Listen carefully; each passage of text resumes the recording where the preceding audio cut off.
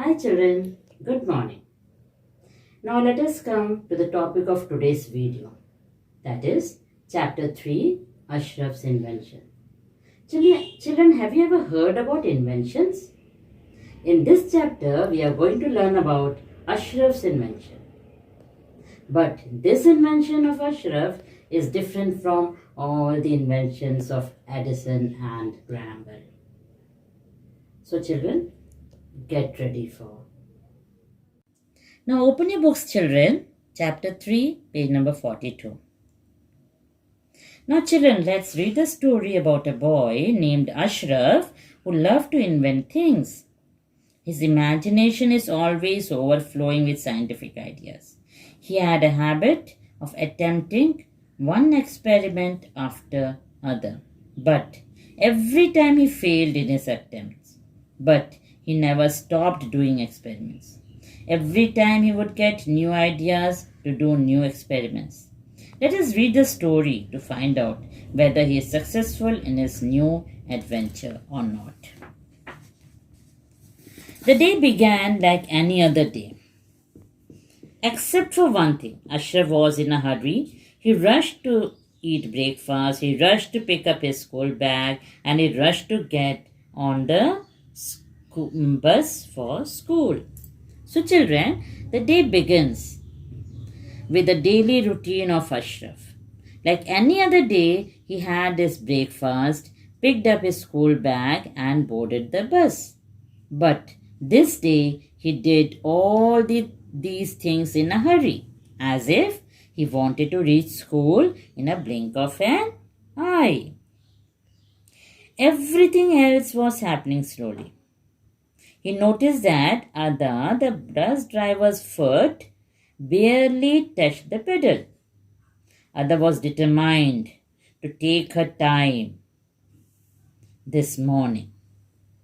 So children, what is the meaning of barely touched the pedal? Here it means the driver did not make the bus move fast. And determined means had made up her mind. So Ada, the bus driver, had made up her mind that she will drive the bus as carefully as she used to drive. And children, since Ashraf was eager to reach school as early as possible, he was thinking Ada, the bus driver, was driving the bus slowly, which was not true. She was driving very carefully as any other day. When Ashraf finally glimpsed the low brown school building, he rushed to the front of the bus. Not so fast, Ada boomed. Wait for the bus to stop completely first. Sorry, Ada. I need to get to class right away, he called, as he jumped out of the bus and ran to his classroom. So children, when Ashraf got a view of his school building, he rushed to the front of the bus to get out of the bus fast. But Ada got angry and said in a loud, deep sound, "Let the bus stop completely first. Because if he gets off the running bus, he may fall down and get hurt." But Ashraf did not obey. He said he has to reach his classroom fast. First lesson was science, but Ashraf wasn't listening. His eyes were on the clock. He waited for the 11 a.m. first break. So children, their first period was science. Teacher was teaching, but Ashraf was not at all attentive. His eyes were on the clock, waiting for the recess break. Why? Because he wanted to tell his friends about his new invention. As soon as he heard the bell, he headed out to the yard. "Hey, Eugene, do you want to come around after school to fly on my plane?" Here, headed out means started moving towards. So children, As soon as he heard the bell, he moved towards the ground. And there he saw his friend Eugene and asked him to come to his house to fly on his plane, which was his new invention. What plane? Segan, come over here. Eugene called loudly. Ashraf has a plane. Would you like to go to Jupiter or Saturn? Now Eugene called out to Segan loudly and is asking if he wants to go to Jupiter or Saturn. Ashraf has a plane. You know, children, why was he asking if he wants to go to Jupiter or Saturn? Because Ashraf has made such attempts of making new things earlier also and was a failure. So this time, Eugene could not believe that Ashraf has really made a plane. Look, I promise you that I have a plane. It can seat 4 people comfortably. Come and see, Ashraf persisted. But Ashraf continued to request his friends Eugene and Segan to come to his house and see. He promises that he has a plane and 4 people can sit on it comfortably. Is it like the time you made a time capsule that could send us into the future? Segan reminded him. I got into so much trouble thinking that I would wake up and find myself 2 grades up. I stopped studying for my exams and got all D's, said Eugene. So children, in this paragraph, Segan reminded Ashraf that, is it like the time capsule you made, which could take us to future? And because of that time capsule, he stopped studying, thinking that when he wakes up, he will find himself 2 classes up. But he got D's in all the subjects. Or, is this like the time you dismantled your dad's radio, telling us that the radio frequencies can turn into waves that would make us invisible? I got into trouble for making faces, thinking nobody could see me, laughed Segan. Oh, Ashraf, you just never give up, said Eugene. So in this paragraph, Segan told Ashraf about that incident when he dismantled his dad's radio into pieces and told that radio frequencies can turn into such waves that can make us invisible. That means nobody can see them. So he made faces and got scolded by his teacher. You laughed, Segan. But Eugene said, you don't give up. You continue inventing things. Well, you must come. This time I have found the formula, Ashraf insisted. But Ashraf insisted that this time he has found the formula. So you must come. More like the formula for getting into trouble, Segan said.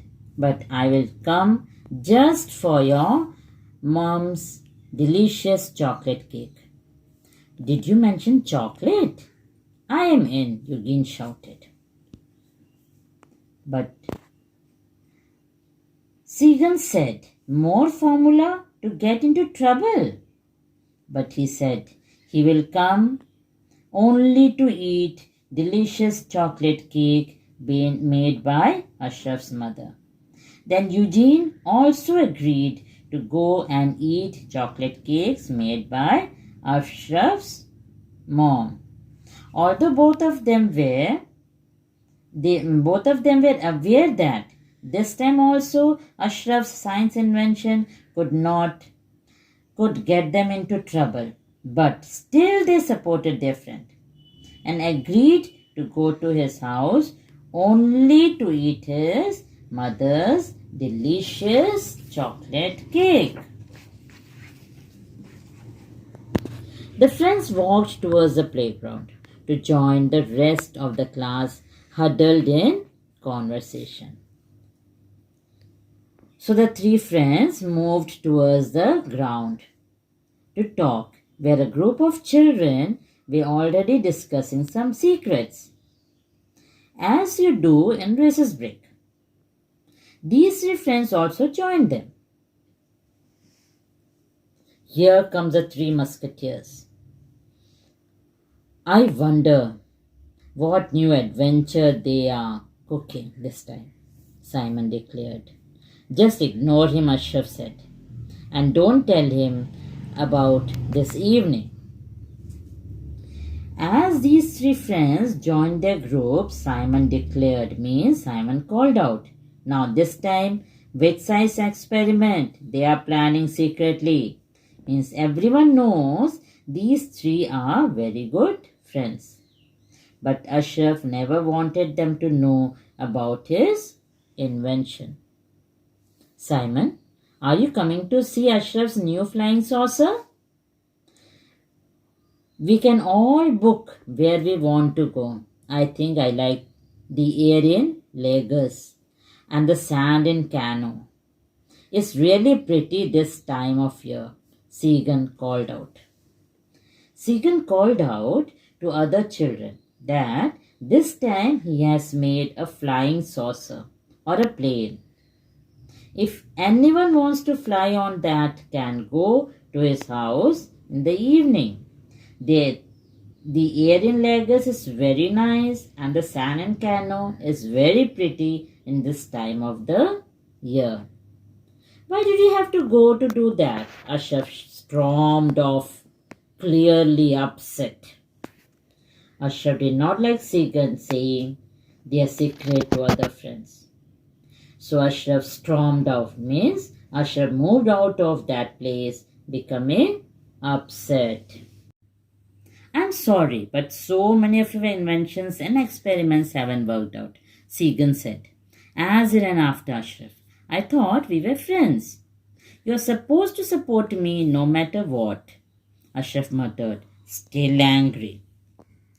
Segan said sorry to Ashraf for telling about Ashraf's invention to Simon.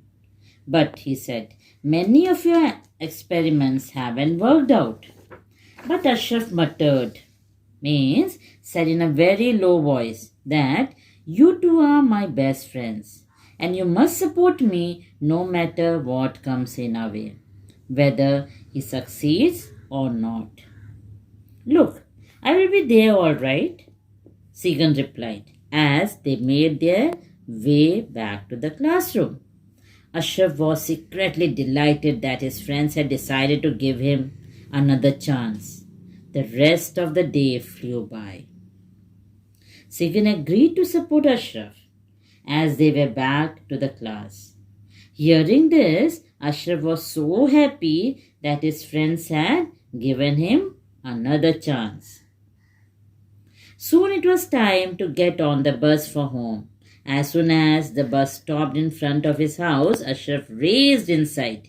He needed to get comfortable seats on his plane for his two best friends. So children, soon it was time to go home. As soon as the bus reached Ashraf's house, he ran into the house to do all the arrangements needed for his two best friends to sit comfortably on his plane. He went into the living room and grabbed his mom's favorite purple cushion. He needed some string to make sure they were fastened surely for takeoff and knew just where to get it. Dad always had string in his toolbox. So he went to the living room and took his mother's favorite purple cushions, and to fasten it on the plane he needed string which he took from his father's toolbox. The only thing left was to get some refreshments. Mom's chocolate cake would do nicely, but he needed to find two tables to rest on them. He remembered that he had a pair of round hats, the perfect place to put a snack. Now, all he had to do was to get his helmet ready and climb into the cockpit while he waited for his friends to arrive. So, children, he searched for two tables to keep his mother's chocolate cake and got it in the form of two round hats. And now he had to search for his helmet and climbed into the cockpit and waited for his friends to arrive. Grabbing his yellow bicycle helmet, Ashraf made his way to the backyard. He took a minute to survey his creation in its entire splendor. It was magnificent. Strong brown body with large wide wings and solid wheels. He looked around impatiently, wondering where his friends were. So grabbing means to take something suddenly. So children, he grabbed his yellow helmet and ran to the backyard, means to the courtyard, to have a look at his grand beauty of creation or invention. What was a creation? A beautiful plane. It had strong brown body with large wide wings and solid wheels. And now he was waiting for his friends to come. Ashraf, where are you? This better be good. I'm missing watching Saucer with Dad for this. Segan announced their arrival. This is going to make your day. Come on over. I am at the back, Ashraf replied. Now, both his friends had arrived. Segan said for the sake of coming, he missed his favorite football match which he was watching with his dad. Ashraf replied, Come to the backyard, I am here. He hurriedly climbed into the cockpit, pulling on his helmet. He wanted to make sure he was ready when they got around the back. He checked the wings and the wheels to make sure that everything was perfect for takeoff. So children, he hurriedly climbed into the cockpit. Cockpit means a small room where the pilot sits. He checked everything and got ready for takeoff. Takeoff means the moment when an aircraft is ready to fly. He wanted to be ready or all set before the children would arrive. Hurry, he called out loudly. Just then Ashraf heard a rumbling coming towards him. What is going on, Segan? Eugene? He asked in panic. A horde of children were trooping into his backyard, marching towards him. There were children everywhere surrounding Ashraf, staring up at him. They were all talking at once. So as his friends arrived, Ashraf heard a continuous deep sound which gave a feeling of fear in Ashraf. Now, what was that? That was a large group of children marching towards Ashraf to see his new invention. You know, children, why was he panicked? Because then everyone will know about his invention, which he wanted to keep as a secret among his best friends only. But here there were children everywhere surrounding Ashraf and staring at him. Eugene and Segan pushed through the crowd to get a better look at their friend. He was perched high on a mango tree, clasped on a branch. On two branches were two hats with a slice of chocolate cake on each. His friends Eugene and Segan pushed through the crowd and moved forward to look at their friend. they saw he was sitting on a high mango tree, holding onto a branch. On two branches were two hats with a slice of chocolate cake on each.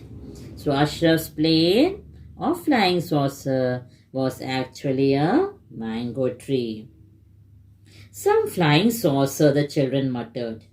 It is just a tree. Disappointed, they turned and walked off.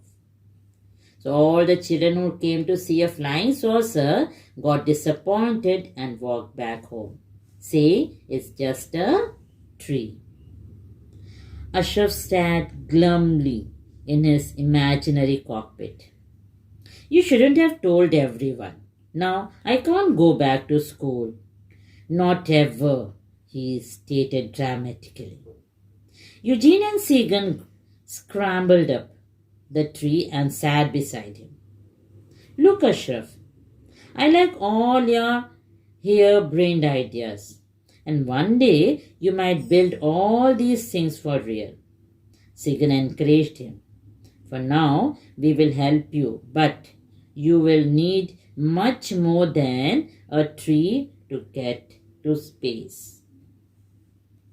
So, children, when everyone left Ashraf, he sat glumly, means sadly, on his imaginary cockpit because now he was thinking.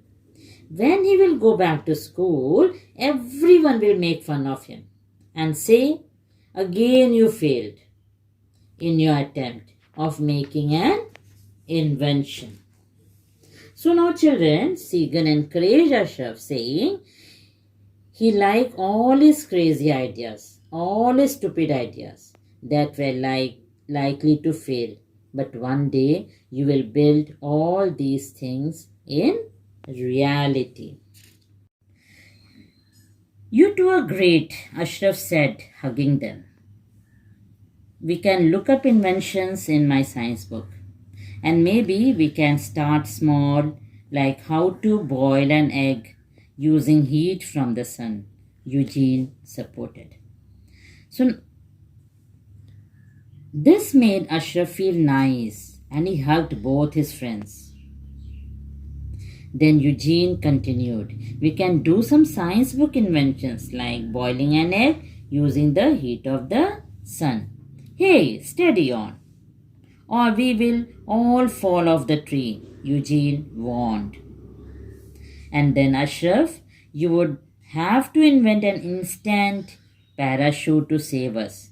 Segan laughed as the three friends made their way down. So children, in the end, when Ashraf had both of them for support, Eugene warned Ashraf to be careful, otherwise all may fall off the tree. And then Ashraf would have to invent a parachute immediately to save them. So now all came down the tree and the story ends.